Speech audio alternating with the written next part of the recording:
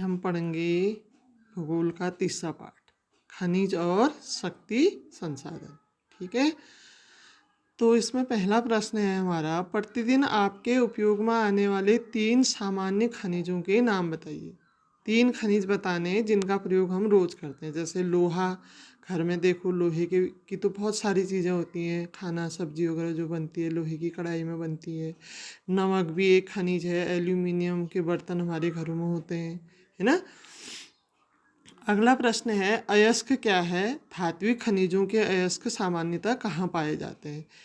उत्तर है वे सेल जिसमें खनिजों का खनन किया जाता है, मतलब ऐसी चट्टानें जिससे हम खनिज निकालते हैं बच्चों, वो अयस्क कहलाते हैं। ठीक है, प्राकृतिक गैस संसाधनों में संपन्न 2 प्रदेशों के नाम बताइए। ऐसे प्रदेश बताने हैं जहाँ से हमको प्राकृतिक गैस मिलती है। ठीक है, अब ये प्राकृतिक गैस जो होती है, जो आपके घरों में एलपीजी गैस जिससे आप चूल्हा जलाते हैं सिलेंडर में जो आती है, तो ज़मीन के अंदर से मिलती है। ये भी एक खनिज है। देखो, ये मिलती है कृष्णा गोदावरी के डेल्टा में, दक्षिण भारत में कृष्णा और गोदावरी जो नदियाँ हैं उसके डेल्टा में, और मुंबई के अपतटीय क्षेत्रों में ये प्राकृतिक गैस के भंडार हमको मिलते हैं। निम्न के लिए आप ऊर्जा के किन स्रोतों का सुझाव देंगे। देखो, ग्रामीण क्षेत्रों में, जो ग्रामीण क्षेत्र है वहाँ पे हमको कौन सी ऊर्जा का प्रयोग करना चाहिए, बायोगैस ऊर्जा का। और तटीय क्षेत्र में, समुद्र तटीय जो क्षेत्र है वहाँ पर ज्वारी ऊर्जा, ज्वार भाटा से जो ऊर्जा प्राप्त होती है। आपको पता है सूर्य और चंद्रमा की आकर्षण शक्ति से ज्वार उठता है, समुद्र का पानी ऊपर तो वो ज्वार कहलाता है, नीचे बैठता है तो भाटा कहलाता है। तो उसमें भी बहुत ताकत होती है, उससे जो शक्ति मिलती है तटीय क्षेत्रों में, उसका प्रयोग अधिक करना चाहिए। और शुष्क प्रदेशों में जैसे राजस्थान, गुजरात आदि जो हिस्से हैं जहाँ पे सूर्य बहुत तेज़ी से चमकता है, बहुत अधिक गर्मी होती है, तो वहाँ के लोगों को सौर ऊर्जा और पवन ऊर्जा का अधिक प्रयोग करना चाहिए। अब है बच्चों हमारा 5 तरीके दीजिए जिनसे कि आप घर पर ऊर्जा बचा सकते हैं। कैसे हम अपने घर में ऊर्जा की बचत कर सकते हैं। एक तो आवश्यकता न होने पर लाइट बंद कर दें, मतलब हम जिस कमरे में हैं उसी कमरे की लाइट जलाएं, अन्य कमरों की बंद रखें, या दिन के समय खिड़की खोलें, बल्ब नहीं खोलें। ठीक है, और सब्जी धोकर काट कर तब गैस जलाएं। बहुत सारे लोग क्या करते हैं, पहले गैस जलाते हैं फिर सब्जी को धोते हैं फिर काटते हैं, इतनी देर तक गैस बर्बाद होती है। तो हमको ऐसा नहीं करना है ऊर्जा बचाने के लिए। और दाल वगैरह बनाने के लिए प्रेशर कुकर का प्रयोग करें। और गर्म क्षेत्रों में जहाँ पे पंखे चले हैं, जिस कमरे में जब आवश्यकता हो तभी हम पंखे जलाएं, नहीं तो पंखे को ऑफ करके रख दें। इस प्रकार से हम बच्चों अपने घरों में ऊर्जा को बचा सकते हैं। अगला है, संरचना के आधार पर खनिज कितने प्रकार के होते हैं। संरचना के आधार पर बच्चों खनिज 2 प्रकार के होते हैं। एक तो है धात्विक खनिज और एक है अधात्विक खनिज। अब धात्विक खनिज किसे कहेंगे हम, जिसमें धातु की मात्रा होती है ना। और अधात्विक खनिज जो है जिसमें धातु की मात्रा नहीं होती है, जैसे चूना पत्थर है, पेट्रोल है, इसमें कोई धातु नहीं होती है, कोयला है ना। और धात्विक खनिज भी 2 प्रकार के होते हैं, एक होता है लौह खनिज, एक होता है अलौह खनिज। जैसे उसके नाम से ही पता चल रहा है, लौह खनिज किसे कहेंगे, जिसमें लोह तत्व होता है, लोहे की मात्रा होती है, जैसे लोहा है, मैग्नीज है, इनमें लौह तत्व पाया जाता है। और अलौह खनिज कहते हैं जिन खनिजों में लोहा नहीं होता है, जैसे सोना है, चांदी है तो ये भी खनिज धात्विक खनिज है, लेकिन इनमें सोने की मात्रा नहीं होती है। तांबा है, सीसा है, सोना चांदी है। ठीक है, तो इस प्रकार धात्विक खनिज 2 प्रकार के हो गए, लौह खनिज और अलौह खनिज।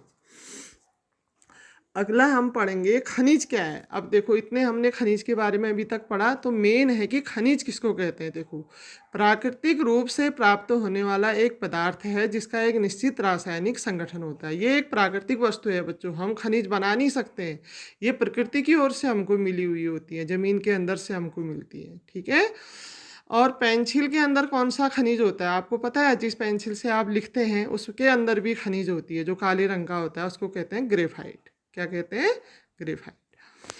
फिर है खनन किसे कहते हैं, पृथ्वी के अंदर से खनिजों को बाहर निकालने की प्रक्रिया ही खनन कहलाती है। जमीन के अंदर से जब हम खनिज को खोद करके मशीनों के द्वारा, आजकल तो आधुनिक तकनीकी से निकालते हैं, तो उसको ही खनन कहा जाता है। ज़मीन के अंदर से खनिजों को निकालना, जैसे कोयला निकालना है, पेट्रोल निकालना है, सोना निकालना है, चांदी निकालना है। ठीक है, फिर है बच्चों, कोलार क्यों प्रसिद्ध है?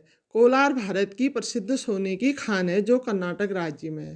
भारत में सबसे अधिक सोना कोलार से मिलता है, कर्नाटक राज्य में। यह भी मैं आपको दिखाऊंगी। और दूसरा प्रश्न है इसमें, ऑस्ट्रेलिया की 2 प्रमुख सोने की खानों के नाम बताओ। तो ये हैं कालगुरली और कूलगार्डी। कभी कभी प्रश्न पूछा जाता है बच्चों, कालगुरली और कूलगार्डी क्यों प्रसिद्ध हैं या कहाँ हैं? तो ये दोनों सोने की खानें हैं और ऑस्ट्रेलिया में। बॉक्साइट किस खनिज का अयस्क है? एल्यूमिनियम का है। स्कूल में अमूमन ये प्रश्न पूछा जाता है। तो बॉक्साइट का जो अयस्क है एल्यूमिनियम का है।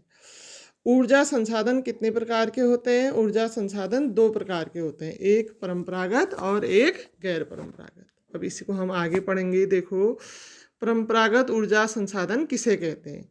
जिन ऊर्जा संसाधनों का प्रयोग परंपरागत रूप से लंबे समय से हो रहा है, पुराने समय से, जैसे आपने देखा होगा आज संसार इतना विकसित हो गया है, घरों में गैस है, बिजली है, उसके बावजूद भी गांव में अधिकांश क्षेत्रों में अभी भी घर में क्या जलता है? आग जलती है, लकड़ी जलती है, कोयले से, पेट्रोल से, या जो मिट्टी तेल से, स्टोव आदि के द्वारा अभी भी गांव में इनका प्रयोग होता है। ठीक है, तो ये कहलाते हैं परंपरागत ऊर्जा स्रोत, जैसे कोयला जलाना, पेट्रोल, प्राकृतिक गैस, जिनका प्रयोग हम परंपरागत रूप से लंबे समय से करते आ रहे हैं।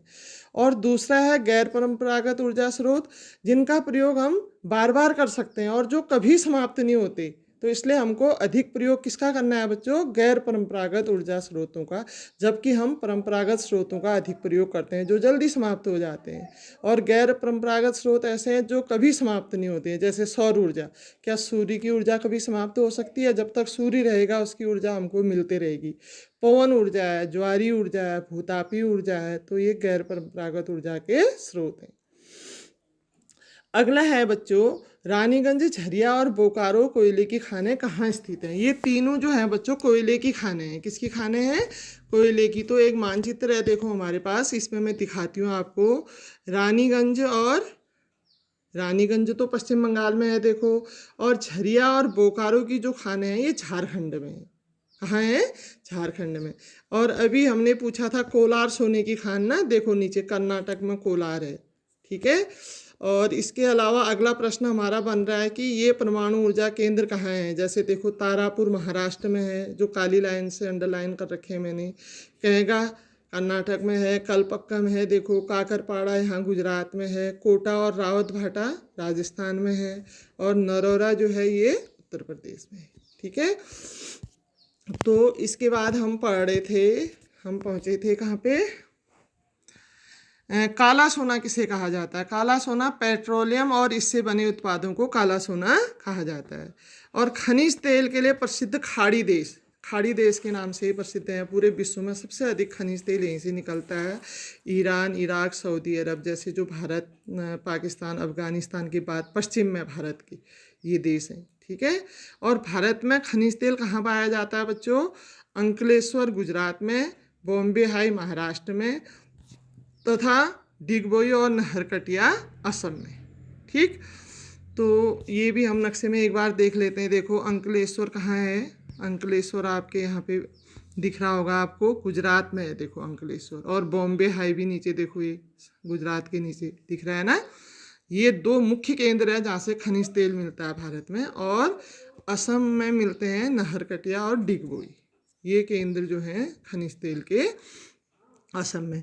एक इसी में तेल शोधनशाला है बच्चों, देखो बरौनी तेल शोधनशाला कहाँ है? अभी अगला प्रश्न है हमारा, ये है बिहार में, जहाँ पर तेल को साफ किया जाता है, शुद्ध किया जाता है। ठीक है, तो इस प्रकार से ये बरौनी क्यों प्रसिद्ध है? बरौनी बिहार में प्रसिद्ध तेल शोधनशाला है। सलाल जल विद्युत परियोजना कहाँ है? ये जम्मू कश्मीर में है। भारत की पहली और सबसे बड़ी जल विद्युत परियोजना कहाँ है? भाखड़ा नागल बांध परियोजना, जो पंजाब में है बच्चों। फिर अगला प्रश्न है हमारा, परमाणु ऊर्जा क्या है? देखो ये बहुत इंपॉर्टेंट प्रश्न है। यूरेनियम और थोरियम के विखंडन से प्राप्त ऊर्जा को परमाणु ऊर्जा कहते हैं। यह बहुत शक्तिशाली होती है बच्चों। 1 केजी यूरेनियम में 25 लाख टन कोयले के बराबर शक्ति होती है। आपको पता है कि हमारे ऊर्जा के जो परंपरागत स्रोत हैं, पेट्रोल है, कोयला है ना, लेकिन परमाणु ऊर्जा जो है आधुनिक समय में बहुत अधिक शक्तिशाली होती है। ये यूरेनियम और थोरियम से बनाई जाती है और इसमें कितनी ताकत होती है, देखो नीचे ये बता रहा है कि 1 kg जो यूरेनियम होता है इसमें 25 लाख टन कोयले के बराबर शक्ति होती है। तो सोचो कितनी ताकतवर है। लेकिन लोग इस परमाणु ऊर्जा का दुरुपयोग कर रहे हैं, परमाणु बम आदि बना करके। ठीक है, अगर हम इसका भविष्य में सही तरीके से प्रयोग करें तो ये बहुत शक्तिशाली है। भारत में थोरियम और यूरेनियम कहाँ पाया जाता है, देखो थोरियम पाया जाता है केरल में और यूरेनियम पाया जाता है राजस्थान व झारखंड में। ठीक हो क्या। अब है भारत के प्रसिद्ध परमाणु ऊर्जा केंद्र कौन कौन से हैं, जो मैंने आपको अभी अभी बताए थे। कल्पक्कम दिखाया था तमिलनाडु में, तारापुर महाराष्ट्र में, कोटा राजस्थान में, रावतभाटा राजस्थान में और कैगा कर्नाटक में, नरोरा उत्तर प्रदेश में। ठीक हो क्या। फिर आप भूतापीय ऊर्जा, जमीन के अंदर से जैसे जैसे हम गहराई में जाते हैं तो तापमान बढ़ते जाता है और इस ताप से प्राप्त ऊर्जा को ही भूतापीय ऊर्जा कहते हैं। और इसके संयंत्र जो हैं बच्चों हिमाचल प्रदेश में मणिकरण और लद्दाख के पुंगा घाटी में स्थित है। अगला है ज्वारीय ऊर्जा। क्या है, अभी मैंने आपको बताया था ना, सूर्य और चंद्रमा की आकर्षण शक्ति के द्वारा समुद्र का जल जब ऊपर उठता है तो ज्वार कहलाता है और नीचे बैठता है तो भाटा कहलाता है। तो ज्वार भाटा आप जानते हैं। तो समुद्र, उसी से जो विद्युत ऊर्जा प्राप्त की जाती है उसी को कहते हैं ज्वारीय ऊर्जा। समुद्र तटीय क्षेत्र में ज्वार से प्राप्त ऊर्जा को ज्वारीय ऊर्जा कहते हैं। फिर एक अभी आपका आया था कि बायोगैस का प्रयोग हमको ग्रामीण क्षेत्रों में अधिक करना चाहिए। तो ये बायोगैस क्या है, देखो गाँव में गाय भैंस पाले जाते हैं ना, उनके गोबर से, मलमूत्र से, जंतुओं के अवशेष से और जैविक अवशिष्ट से, घरों के कूड़े कचरे से जो गैस बनती है बच्चों, इसको बायोगैस कहते हैं। इसको बनाना थोड़ा जब इस संयंत्र लगाया जाता है तो वो थोड़ा कठिन होता है, उसमें बहुत पैसा लगता है, लेकिन एक बार ही बन जाता है तो बहुत लंबी उम्र तक इससे आप क्या क्या काम कर सकते हैं। देखो बायोगैस का प्रयोग किन किन कार्यों के लिए होता है, खाना पकाने के लिए। इसी गैस चूल्हे में आप उस गैस के पाइप को जोड़ देंगे, जो बायोगैस आपने लगाया है संयंत्र, तो खाना भी बनता है और घरों के बल्ब भी जलते हैं। विद्युत के रूप में भी इसका प्रयोग किया जाता है। तो ग्रामीण क्षेत्रों में इसलिए बायोगैस का प्रयोग अधिक करना चाहिए, क्योंकि हमारे यहाँ गोबर बहुत होती है, गाय भैंस हम पालते हैं, है ना। तो इस प्रकार ये बहुत महत्वपूर्ण जो पाठ था बच्चों आपका खनिज वाला, ये पूरा हुआ। इसी के साथ अब आप लोग सब इसको बार बार सुनना और अच्छे से इस पाठ को समझना। Thank you.